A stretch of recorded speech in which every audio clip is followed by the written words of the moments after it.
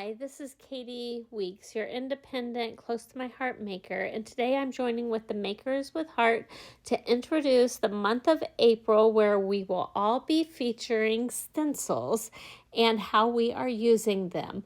And Julie Scott will follow me tomorrow, and there will be somebody each day of the week that will show you some techniques with stencils. Here you see I am misting some mint cardstock on both sides, and then I am layering on one of our card front pattern stencils that was in the January through March catalog, and then I'm layering that on top of an embossing mat. It's a rubber embossing mat, and I am putting it through the sandwich for our die cutting machine.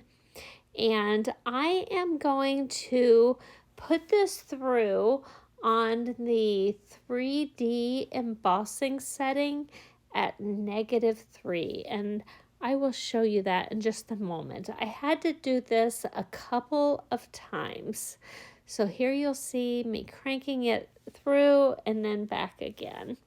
And I did this a couple of times. I'm actually making this embossed cardstock with my stencil, and it leaves a very nice impression with that rubber embossing mat, and I'm going to use it on a scrapbook layout.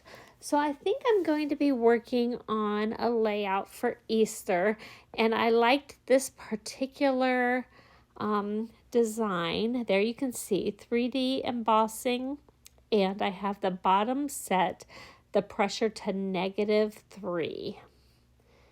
And then I'm going to do one more. I like to spritz both sides of the cardstock because it allows the fibers to stretch a little bit more without cracking, so you won't see any of our white core to our cardstock. That misting just helps it stretch a little bit. There's that rubber gasket and my stencil again. But I really like this design that comes on this particular pattern of a stencil because it reminds me of an Easter basket. So I'm going to run those through, and then I will cut these down in just a minute for my layout. And I already gutted some Grape cardstock and layered on 11 by 11 pieces of white cardstock. And here I'm trimming down those pieces, and they are about 5 1/4 to just under 2 inches. I think it was about 1 7/8 maybe. It was just under 2 inches. And I'm going to layer those down each side of my layout, and I'm going to go all the way to the top and all the way to the bottom, about 1 inch from the outside edge of the layout. And there is a little bit of a gap in the middle, but that'll be fine. Nobody will know the difference because I'm going to have some pictures over those two spots.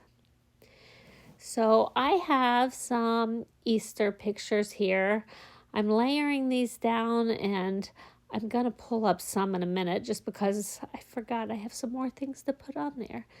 And I think I'm going to need some flip-flaps. I'm going to take off my zip strip and cut 4-inch pieces of this Life's a Hoot striped paper. And then the back, I'm going to cut them in 2-inch strips.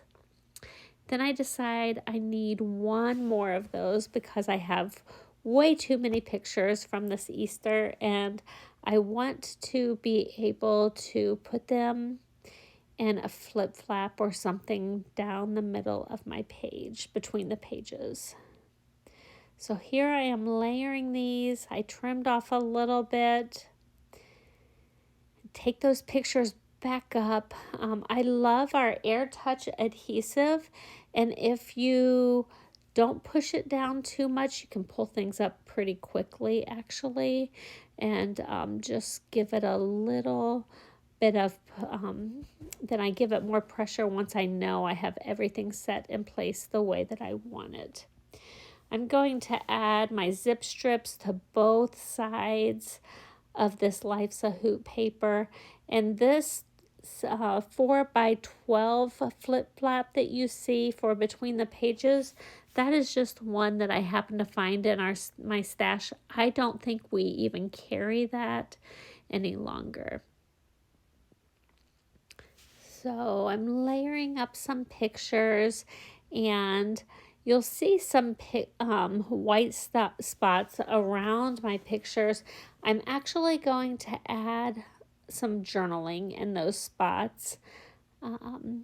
But this was just some Easter pictures. On the left, I have pictures of my granddaughters with their Easter baskets, and then the other pictures on the right are all from a family Easter.